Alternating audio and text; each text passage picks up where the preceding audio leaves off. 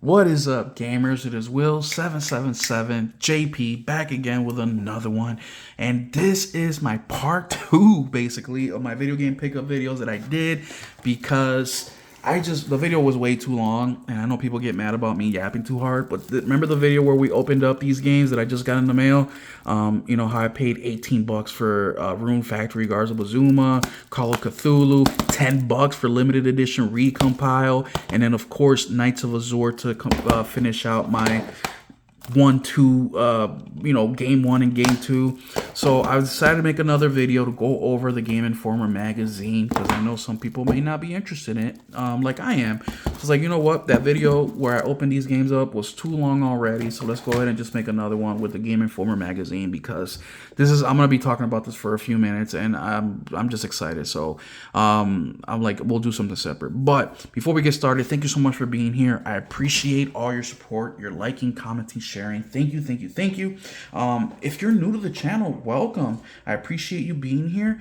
Don't forget to hit that subscribe button. It really helps the channel out a ton. And also, huge shout out to the Keep It Gaming crew members, man. You guys have been supporting my channel monthly and it just means the world to me. So thank you for that, and shout out to you guys. But Gameinformer magazine is finally here. Now, I have gotten I think this is the fourth magazine that I've received from Gameinformer since I signed up with them in the summertime. They did an early bird special kind of deal where for like 30 bucks, I think it was 30 bucks or 40 bucks, you get 11 months, 11 magazines of Gameinformer. Gameinformer used to be part of GameStop, or if you were a GameStop member, you would get a copy of Gameinformer every month. Well, I think the company went bankrupt or something and somebody else bought them out, and now they're finally back. And man, have the magazines been hitting, not just the cover, right? Phenomenal art, but also the articles that are in there. Now, part of the reason I started my YouTube channel was because I got tired of these big YouTubers and social media guys, influencers, just one, not really talking about games. If they did, it was just how negative it is. And two, like a lot of them don't even play games like that, but yet they're influencing people to not buy games or buy games. And I'm like, how, dude? Like, you played just a few hours. And there's some of these big journalists and reviewers out there who have confessed to the public that, yeah, when I review games, I only play 5 hours of it and then I put a review out because we got so many games to review, I just don't have the time. And I'm like, what? Are you kidding me? Like, I won't even do a game recommendation unless I beat a game. You know what I mean? So super weird. So I was like, you know what? I'm gonna start my own channel and talk about gaming because I actually play a ton of games. I think last year for the wrap up, I did about 2,000 hours in gaming total.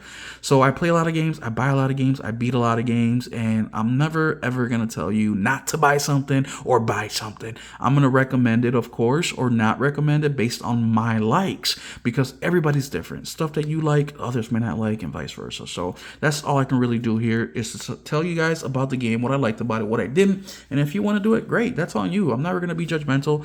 I may be jokingly judgmental about it, right? Like, oh, you're a Souls player, or you're a PC gamer, right? But these are just jokes, man. We're all gamers at the end of the day. I even include mobile gamers as gamers. Now, I know that's a lot of people don't like that, but it's true, man. It's true. But physical games is my thing. Why not physical media? And Gameinformer are one of the people that I trust to give me video game news. I think that they're very even, right? They're very down the middle as far as their reporting goes. Not saying they don't lean to one side of the other, right? Like, hey, they prefer this or prefer that. I'm not saying that at all. What I'm saying is you don't hear them in their reporting give a positive review for a game because it's a PlayStation game, or a negative review just because it's a Nintendo game, or because, hey, it's an Xbox game, we're gonna do this for them. No, you don't see a lot. You don't see that. I haven't seen anything. So Gameinformer was something that I was happy to sign up for, happy to support them because I feel they do a very, very good job. And now we have the new version of the magazine, or the new monthly edition, and we have Outer Worlds 2 on the front cover. Oh, this is dope. It looks gorgeous. Now, Outer Worlds is a game that I had pre-ordered, but I canceled because the game is not on the disc. And it really sucked for me because I just played Outer Worlds 1 for the first time last year, and I really, really liked the game. And Outer Worlds 2 coming out, I'm hyped for it, right? So I'm going to wait till I get a pre-owned copy of the game because I don't want to support them and give them day one money where it goes directly to them for not putting the game on the disc. And I think that was a Microsoft decision, maybe the studio. I don't know quite who made that decision, but it's unfortunate because the game is rumored to have 77 gigs and there was only 1.32 gigs on the actual disc. And if you don't know, on the PlayStation disc, it can hold up to 100 gigs. The Xbox disc can only hold 50. And the Nintendo, it varies. But 77 gigs, you can fit that on the disc. Why didn't you? So I canceled it. So I'm still going to play the game. I'm still going to buy it. But I'm just going to wait till I can find a pre-owned copy. And I have so many games to beat as well. But let's open this bad baby up and see what's exactly is in here. Because, and we're just going to go over a little bit of it, not over the whole thing, of course, otherwise this video will be 2 hours long. But man, I love this. I just love the physical magazines from Gameinformer. All their art covers are super fire, and this came with it. So check this out. Last time we got a Ninja Gaiden poster. I believe it was a Ninja Gaiden. But look at that. Horizon Station from Outer Worlds 2. We got this nice little postcard looking thingy. Praetor traveling the Outer Worlds 2, pretty freaking dope. And I really like how they include something extra.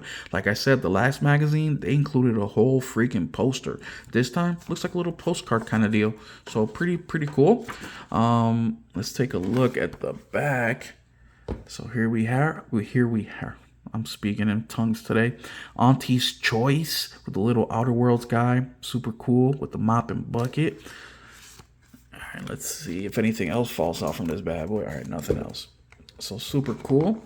Here's the very first page. Nice, very nice. Table of contents. So they're going to be talking about Outer Worlds 2. And the future looks scary. October means it's time to bust out the jack-o'-lantern. So they'll probably be talking about some scary games in there. The multiverse of Marvel games.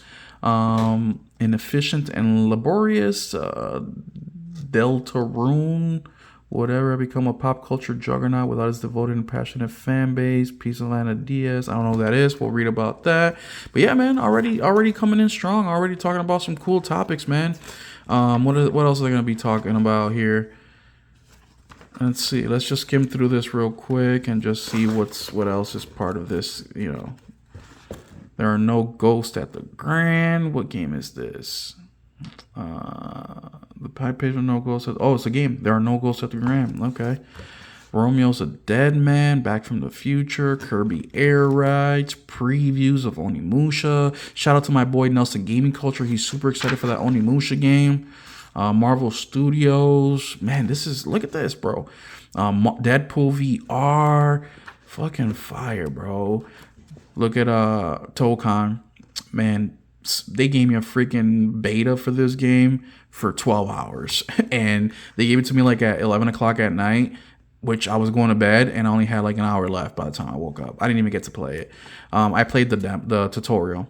Cosmic Invasion, Clash Across Cosmos. So very cool stuff in this magazine, man. I'm definitely gonna be reading it like I do every single month, and it's cool. I grab this, I wake up in the morning, instead of checking my phone, I'll grab Gameinformer. I'll make a cup of coffee. I'll just chill here at my desk, read a couple articles, drink my coffee before I get to work. So there it is, man. Here's the copy of Gameinformer for the month of November. I believe this one is for, and we have Outer Worlds 2 as the article or the front page.